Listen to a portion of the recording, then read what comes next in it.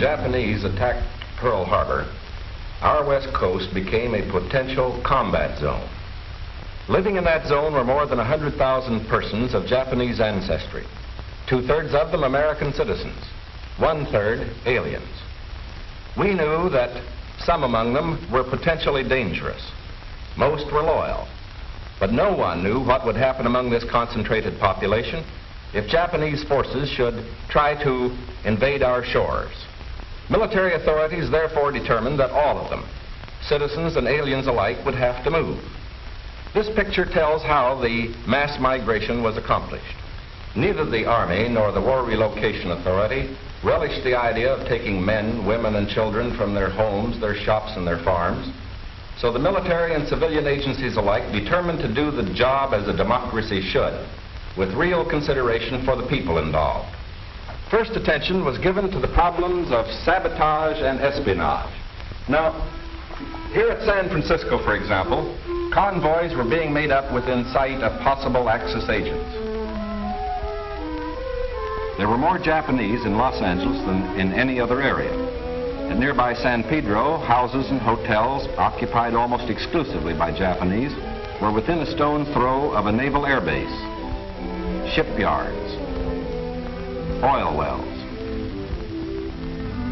Japanese fishermen had every opportunity to watch the movement of our ships. Japanese farmers were living close to vital aircraft plants. So as a first step, all Japanese were required to move from critical areas such as these. But of course, this limited evacuation was a solution to only part of the problem. The larger problem, the uncertainty of what would happen among these people in case of a Japanese invasion, still remained. That is why the commanding general of the Western Defense Command determined that all Japanese within the coastal area should move inland. Immediately, the Army began mapping evacuation areas and for a time encouraged the Japanese to leave voluntarily. The trouble for the voluntary evacuees soon threatened in their new locations. So the program was quickly put on a planned and protected basis.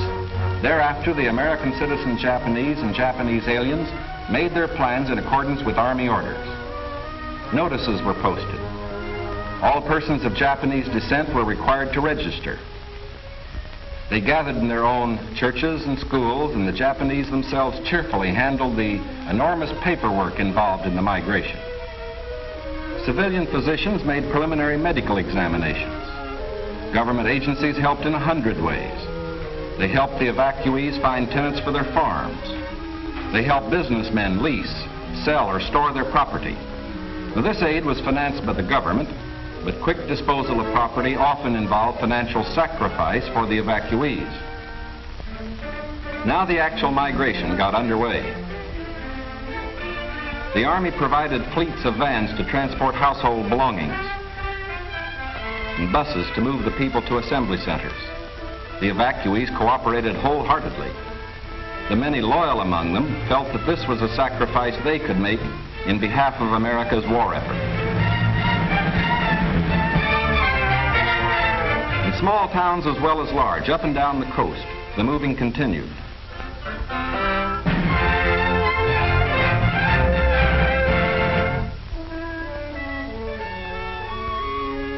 Behind them, they left shops and homes they had occupied for many years.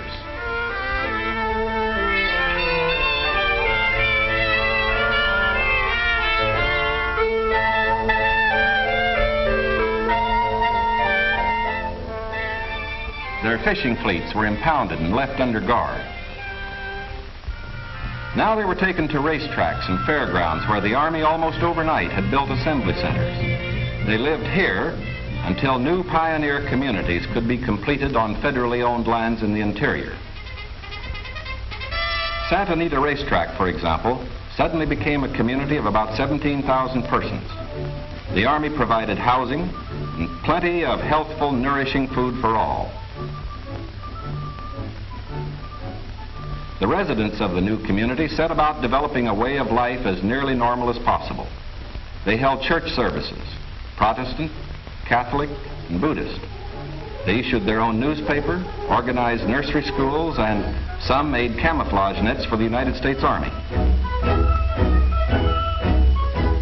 Meanwhile, in Arizona, Utah, Colorado, Wyoming, and elsewhere, quarters were being built where they would have an opportunity to work and more space in which to live. When word came that these new homes were ready, the final movement began.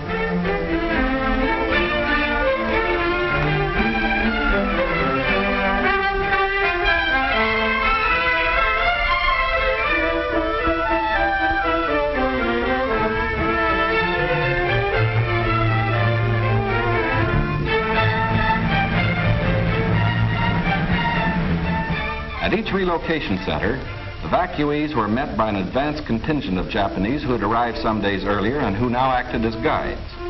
Naturally, the newcomers looked about with some curiosity. They were in a new area, on land that was raw, untamed, but full of opportunity. Here they would build schools, educate their children, reclaim the desert.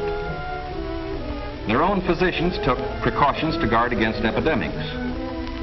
They opened advanced Americanization classes for college students, who in turn would instruct other groups. They made a rough beginning at self-government, for while the Army would guard the outer limits of each area, community life and security within were largely up to the Japanese themselves. They immediately saw the need for developing civic leaders. At weekly community meetings, citations were given to the block leaders who had worked most diligently. Special emphasis was put on the health and care of these American children of Japanese descent.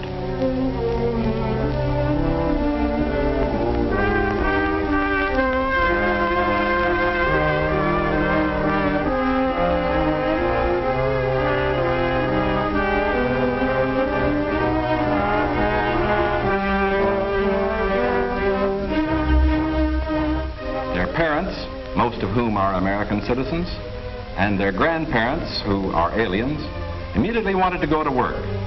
At Manzanar, they built a lath house and began rooting guayuli cuttings. The plants, when mature, will add to our rubber supply.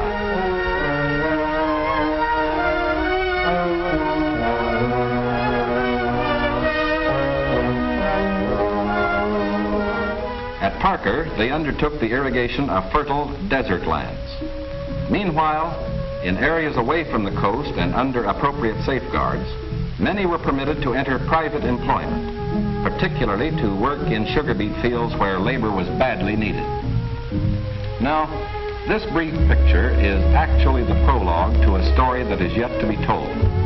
The full story will begin to unfold when the raw lands of the desert turn green, when all adult hands are at productive work on public lands or in private employment.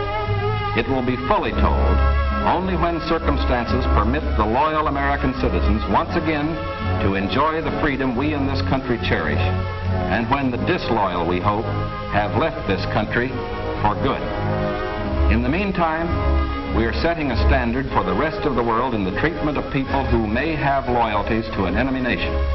We are protecting ourselves without violating the principles of Christian decency. And we won't change this fundamental decency no matter what our enemies do.